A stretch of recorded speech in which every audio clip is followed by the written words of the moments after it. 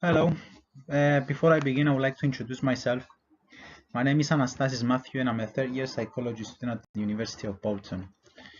My presentation for today is, um, is to give you an overview about my organizational profile, my job role and task, the skills I have gained during this process. I will also reflect on my personal development and apply certain theoretical and psychological models in practice. The organization that I work for is named Making Space. It's a national charity and leading provider of adult health and social care services. As a support worker, every person we support has their own needs and personality, and my responsibilities will reflect on that. Here are some of the areas that are most likely to be involved. Health and well-being. This might mean supporting someone to make positive choices about eating well, taking exercise, and maintaining a good hygiene. It might also involve providing emotional support, leisure and social activities. Whether it's taking part in a yoga class, painting, or going out for a coffee, the people we support need to do the things they enjoy and get involved in the local community to stay happy and healthy. We also support them in daily livings activities such as paying bills, attending appointments, shopping, cooking, and cleaning can be challenging for someone with learning disabilities, so we are there on hand to support and encourage them. Safeguarding. People with learning disabilities can be vulnerable to abuse or exploitation. As a support worker, we are making sure that their rights are upheld and they are being treated with consideration and respect. There is also some important administration to do as well, such as dispensing and recording medicines for the people we support and maintaining accurate records and reports. Clearly, there are certain skills in which an individual may possess from being a support worker, and these are shown in the slide. Clear communication, using precise and plain English to aid understanding. Active listening, self-control, which is vital in the place where you are constantly faced with distressing situations, which goes in hand with positive attitudes. Maintaining positivity in a workplace helps the individual battle negative outcomes and therefore allowing him or her to perform their job effectively. Assertiveness is the confidence you may display when again a distressing situation may arise, and you need to manage this effectively by taking a step in and resolve the conflict. Empathy is crucial as you need an emotional understanding of these vulnerable individuals and the ability to connect with them. Finally, sense of humor is considered to be adaptive in this case, as it produces positive emotions.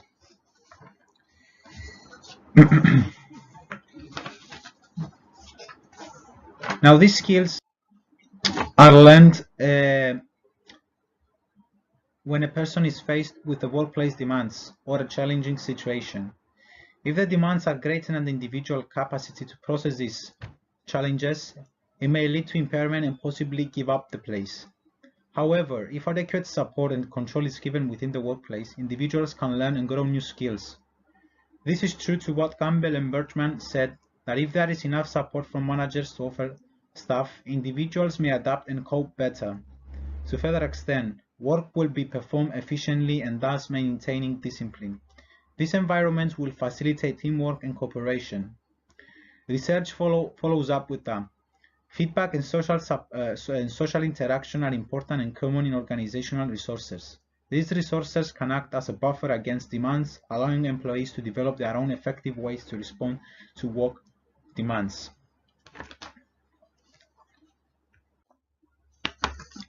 I would like to use Goldman's definition of emotional intelligence. Abilities such as being able to motivate oneself and persist in the face of frustration, to control impulses and delay gratification, to regulate one's mood and keep distress from swapping the ability to think, empathize, and hope. Emotional intelligence is therefore being aware of your own emotions and others, and the ability to control your own emotions. In my current placement, emotional intelligence is vital, as your day-by-day interactions is regulating your own emotions and others. As a support worker, you face day-to-day frustration and distress from mental health service users. Skills such as self-control, self-management, and self-awareness are important for performing this job.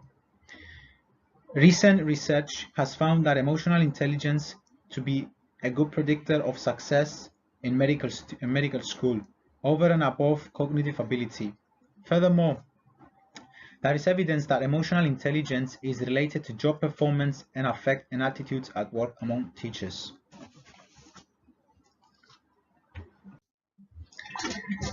Understanding what constitutes work performance and how it can be assessed in one of the most important challenges facing work psychologists today is assessing work performance.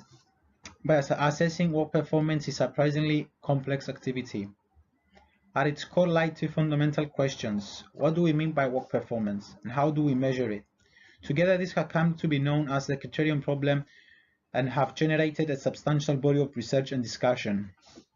One way in which researchers have sought to deal with the complexity of work performance as a construct has been to investigate whether there are underlying factors of work performance that are common to all job roles. According to Campbell, 1990, attempts to map this latent structure of work performance are just as important as work psychologists try to understand the latent structure of intelligence and personality, as we mentioned before, emotional intelligence. Apart this, several factors have been identified by job holders that can demonstrate good or poor work performance. These are as follows by Campbell and Bachman. Job specificity, core task proficiency, non-job specificity proficiency, written and oral communication, demonstrating effort, maintaining discipline, facilitating peer and teamwork, supervision and leadership, management and administration. Apart from these several factors, there are also several other factors which are useful to a lesser extent in describing job performance across different types of work. We will look now at some skills in which are relevant to my placement and what may help facilitate work performance.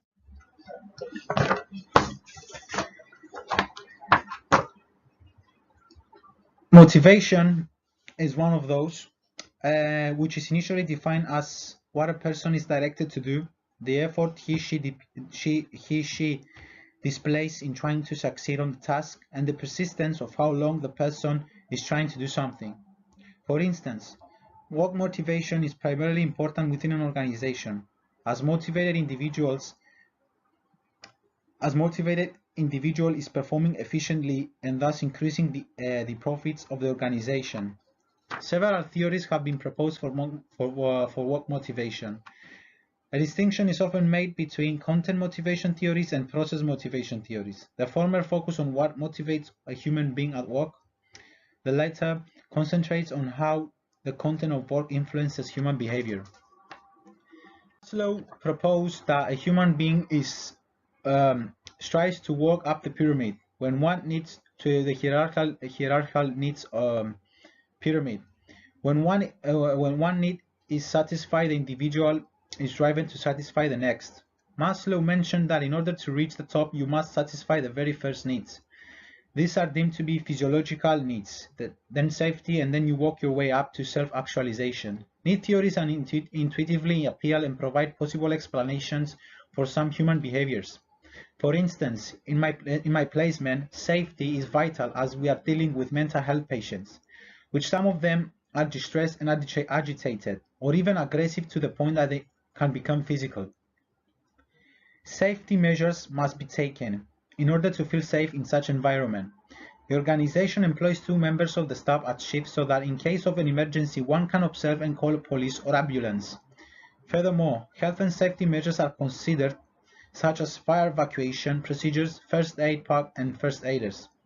However, no policy has guidelines on how one should behave, how one should manage in a situation when an individual becomes distressed in a public setting. This imposes a risk both for the employee and others. For instance, I was out once with a service user. The service user was intoxicated with alcohol. As we got in the taxi and drove to the Tesco for shopping, something shifted on the behavior of the service user. She suddenly became aggressive towards others. At that moment, I felt threatened. Despite this, I tried to cope and calm her down. Returning to the need theory, safety is vital in such work environments where you deal with such distressing situations. So one of the skills that I have gained is conflict resolution, the ability to stay calm in distressing situations and manage to settle things in an effective way.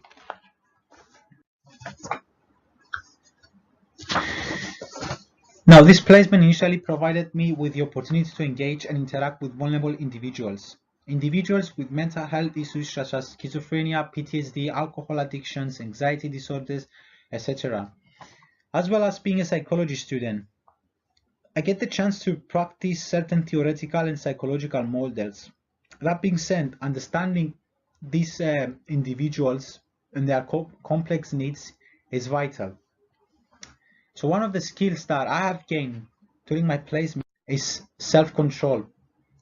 Now, certain occupations such as teachers, police, social workers are often believed to have highest strain levels, according to research by Johnson et al. 2005.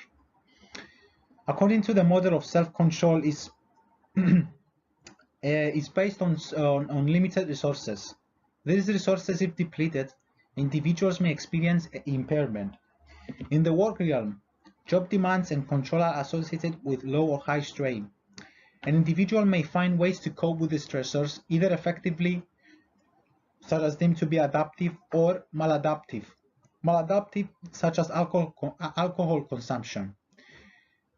In my placement, I have noticed that when job demands are high, and I seem to when the job demands are high, I seem to experience stress. My way of coping was overeating, such as emotional eating, as a means to escape from those feelings. As soon as I realized that, I took some actions in order to change the nature of my job and see stress as a challenge. In addition, I spoke with my colleagues and supervisor to provide further information so I could do my job effectively. The staff was supportive, enabling me to achieve my objectives and goals.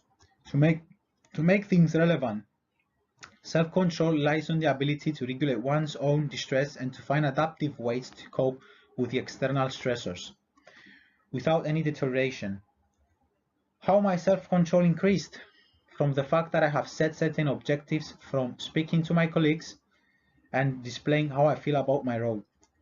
Further to the point that gaining relevant information on how to do my job better. By doing my job better and achieving the objectives and goals, this led me to increase my self-control. Studies confirm that setting short-term goals and taking small steps to achieve them leads to positive reinforcement, which may therefore lead to increased self-control. For instance, I feel in control now, whereas before I was constantly relying on someone else to do the job.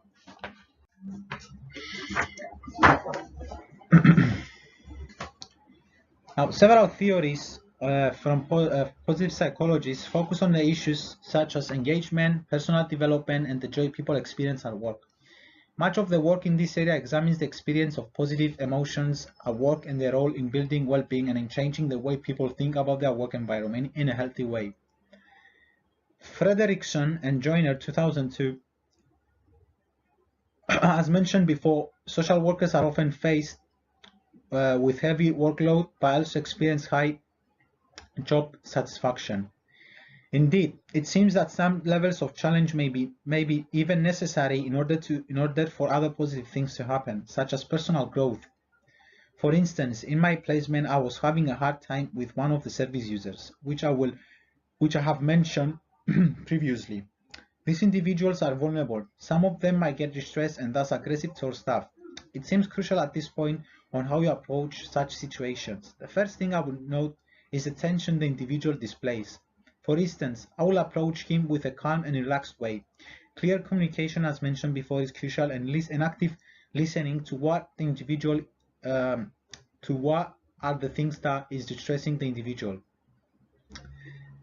This is deemed to be hard for this was deemed to be hard for me before, but with everyday interactions and observations by staff led me to develop skills such as how to handle a distressing situation, thus enhancing my conflict resolution skill, clear communication, and depersonalization to the extent to whether I will self-detach myself and try to manage the situation effectively.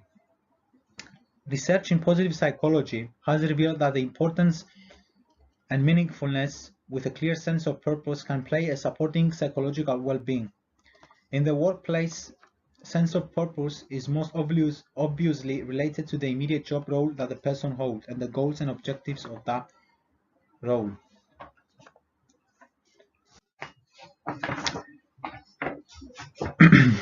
My future career choice is health psychology. I have set certain objectives and goals to find a place such as health psychology, such as being a health psychologist. These objectives is to get as much work-related experience. Whether it can be voluntary work or paid work, it doesn't matter. Perhaps attending seminars or workshops related to health psychology. Therefore, learning and expanding my knowledge. Furthermore, as training and work experience are important, further development and learning is essential. These goals are broken down into short-term and long-term goals. For instance, training is currently done at my placement. This is deemed to be a short-term goal. As for seminars,